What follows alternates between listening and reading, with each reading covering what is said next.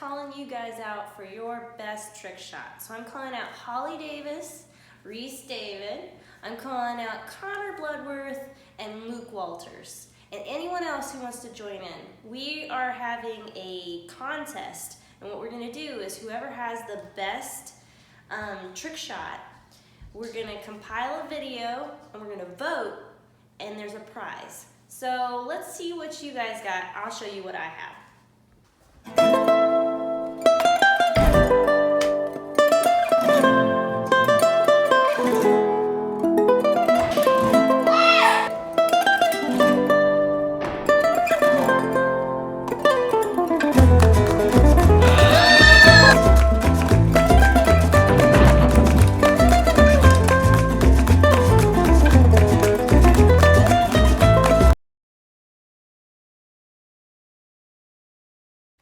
Hey everyone. Hi. So we're literally recording this while we're taking shelter in our closet.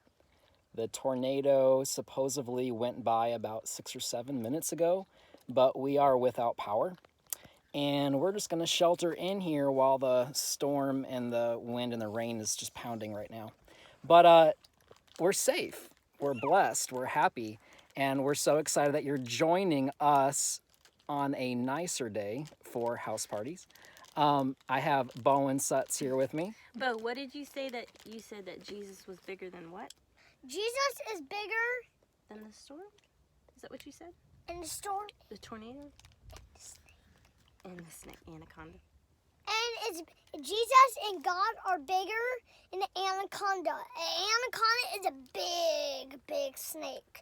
It can eat a crocodile or a pig. Yeah, so if you haven't watched Discovery Channel lately, Bowen is going to keep you informed on the anacondas. But our God is bigger than an anaconda and bigger than this storm. No, and we also decided to film right here because what is happening right now, this very minute that we're in, is a perfect example of what today's lesson is about. So I hope you will stay with us as we watch our second series on Rooted. And we hope that you all will join us for chat right after this. We'll see you soon. Bye. Bye.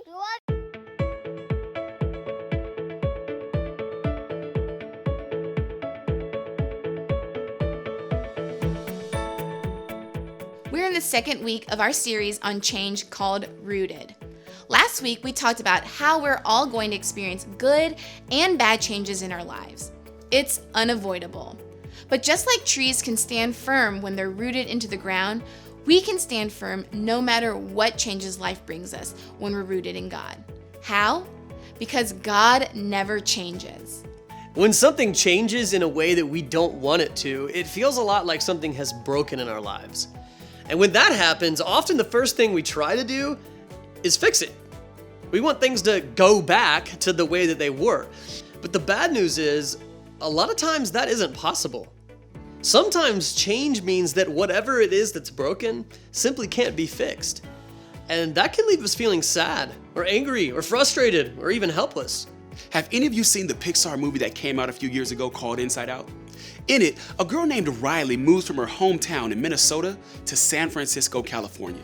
It was a huge change for her, and as I'm sure you can imagine, it wasn't easy. If any of you have gone through a big change in your own life, you can probably relate to all of the emotions Riley felt when trying to process this huge, unfixable change in her own life. Maybe for you, it was a breakup with your boyfriend or girlfriend. And no matter how much you wanted to get back together, you knew it just wasn't going to happen. Or maybe your parents separated and you hoped they'd work it out and fix their relationship, but they ended up getting divorced instead. Maybe you used to be the star player on your team, but this year someone else took the starting spot, and there's nothing you can do to get it back. You can't change the fact that you moved to a new house. You can't change the fact that you have to go to a new school. You can't change the fact that you failed that test. You can't fix the changes that make your life feel a little bit broken down right now. When you're going through changes like that, sometimes it feels like the end of the story. Maybe you even wondered why God hasn't come in to fix what feels broken. Like where you wish there was a next chapter, God closed the book. Like where you wished there was a comma, God put a period on the end of that sentence. And instead of feeling rooted and safe, you feel frustrated and disappointed with the change that's so permanent in your life. You might even feel like you aren't rooted securely anymore. If you've ever felt like that, just know you're not alone. Almost every person that has ever experienced a difficult or painful change in their lives has thought the same things. That's why it's important for us to know that while God hasn't promised to change everything the way we want Him to, He has promised us something else. And when we know what that promise is and what it means for our lives, it'll be easier to stay rooted in Him even when He doesn't fix the things we think are broken. In the Old Testament, which is a section of books in the Bible written before Jesus came to earth, there's one main storyline that goes through almost all of the books. It's a storyline of God's relationship with the children of Israel. Through a man named Abraham, God created the nation, or group of people, of Israel in an area of the world that we now call the Middle East. It was through that group of people that God would one day send the world His Son, Jesus. So, the nation of Israel was a really big deal to God. They were a part of His plan to free and save the whole world through Jesus. But this group of people had a problem. They kept breaking things, mainly their relationship with God. Even though God chose them for a really important thing, they still got caught up in doing really selfish and stupid things that not only got them into trouble, but also went against God's plan. In fact, other nations would come, take them over, and even capture them. And this happened over and over again. And every time they got into trouble, guess what they did? They did what we all would probably do. They asked God to fix it. Sometimes He did, and sometimes He didn't. But no matter what God did with the changes the nation of Israel was dealing with, He did promise them something that they could hold on to. And it's the same thing He promises us.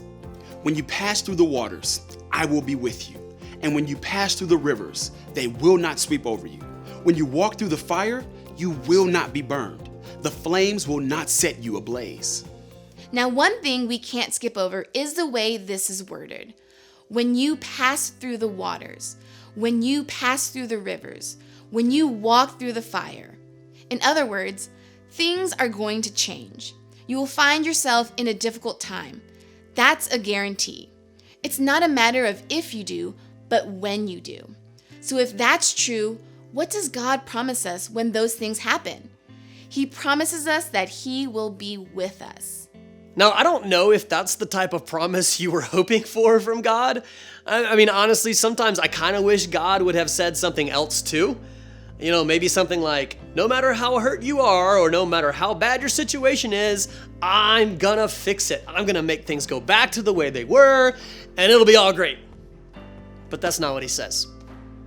And that makes me think maybe God knows something that we don't. Maybe He knows that more than we need things to be fixed, we need to know that He is with us. And I think that's actually good news, because if change is going to happen, I want to know that God, who never changes, is going to be with me even when it does. And that's what I want you to remember today. God is with you. No matter what you're going through, no matter what's happening at home, no matter how hurt you feel over what your friends did to you, no matter how sad you are because life will never go back to the way it was, God is with you. And if you think about it, that really is an amazing promise. Because when I'm hurting from the changes life has brought me, the last thing I want to feel is alone, right? I want to know someone is going to be with me. Sometimes just knowing someone is there for you can make you feel so much better. And when that someone is God, who is bigger than anything else that's happening around us, well, that's the best feeling in the world. You see, I think that God's presence with us really is the answer that we need. When God finally fulfilled His promise and sent Jesus into the world through the nation of Israel, one of Jesus' names was Emmanuel, meaning God with us. God wanted us to know that Jesus' life on earth was direct proof that God is with us all the time. During His ministry here on earth, Jesus said something similar to God's promise in Isaiah. He said, I have told you these things so that in me you may have peace. In this world you will have trouble, but take heart. I have overcome the world.